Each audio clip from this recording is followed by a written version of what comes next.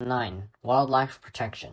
Dinosaurs died out because of an unexpected incident, but wildlife today disappears or is in danger just because humans do harm to it. For example, tigers are hunted for fur to make carpets so that they can only live in secure reservoirs.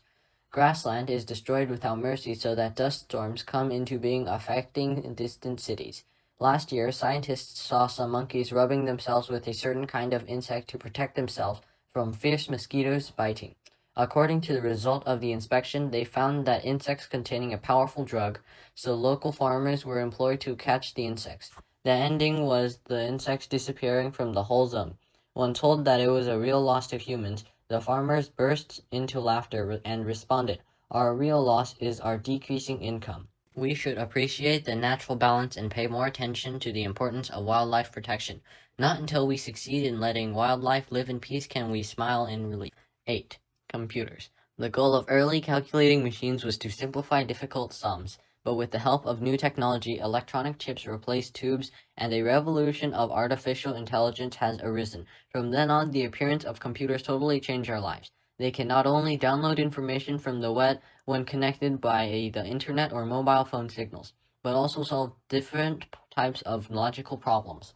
With operators as their coaches, they can even control rockets to explore the moon and instruct androids with the human race's characteristics to mop floors and watch over your naughty nieces. Anyhow, computers are so helpful that they do bring happiness.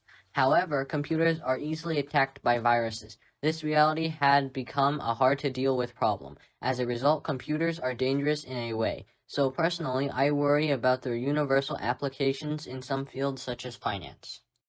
7. A fair competition. Swifter, higher, and stronger stands for the spirit of the Olympics. But fairness is the basics of this motto. Only when you win fairly will you and your homeland deserve the great glory. But nowadays, unlike the ancient honest slave competitors, some hopeless athletes who can't bear the pain of training cheat when taking part in games. Medals seem to have magical powers causing them to cheat, and the prize money has replaced the motto as their only goal. So, in the gymnastics event to be held in our city next month, one of the host's responsibilities is to keep competitions fair. They advertise on posters outside the stadium to promise that every competitor is to have a regular physical examination in a gymnasium one after another. No one can bargain on this. The volunteers in charge will be very strict. It is foolish to cheat because they will not be admitted to compete and will even be fined as well. 5. The Great President. As the founder of the Republic, the President had many good qualities.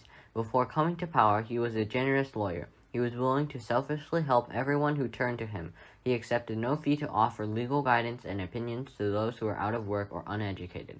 Later, believing all mankind to be equal, he devoted himself to stopping the unfair anti-black laws. He set up the Black Youth League and was voted to be the leader. However, though he kept peaceful principles without violence and terror, his mean enemies still blew up his house and attacked his relatives, and he himself couldn't escape being sentenced to 30 years in prison. Not fearing of the prison guards' cruelty, he kept active and begging no mercy from them. As a matter of fact, he was always hopeful and never lost heart during this stage even though he was in trouble. Finally, many rewarded him with the leader's position and a gold blanket. 2. Different countries have different kinds of Englishes. Voyages of people from England play an important part in spreading the English language. At present, English is frequently spoken as an official or common language in many countries, such as America, Singapore, Malaysia, and some African countries, all based on British English. The English spoken in these countries can be well understood by native English speakers, but actually these Englishes have been gradually changing in accents, spellings, expressions, and the usage of vocabulary. Because of this fact, you can make use of the differences to tell which country the foreigners of your block are from. For example, if a boss fluently commands his driver, "Come up straight to my apartment by elevator and take some gas for my trucks and cabs," instead of requesting, "Please come to my flat by lift and take some petrol for my lorries and taxes," you can recognize his American identity, while the latter suggests that he is British.